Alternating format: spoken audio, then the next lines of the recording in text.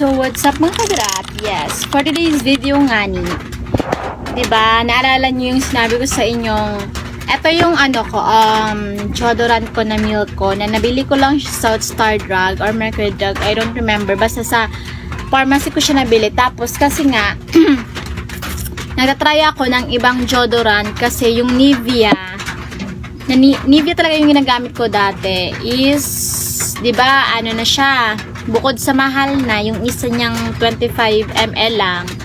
Tapos, pag inaano ko siya sa kilikillers ko, mabango siya pero in fairness, mabango siya, siya talaga yung nakapaputi ng kilikili ko.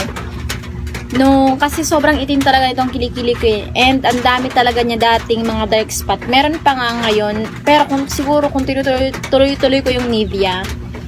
Pero, yung habang tumatagal, hindi ko na nagugustuhan yung Nivea kasi nga, 'di ba kapag pinapawisan tayo or pinapawisan ako, may mga buo-buo siya, ganon. Yung parang buo-buo talaga.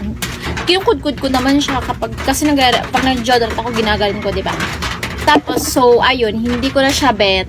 So, ito yung nagtitrending. Nag-order ako ng nagtitrending na deodorant, 'di ba? Palagi ko itong nakakita sa FYP ko. Ito yung buy one take one, 199 lang, be, diba? Kaysa dun ka sa Nivea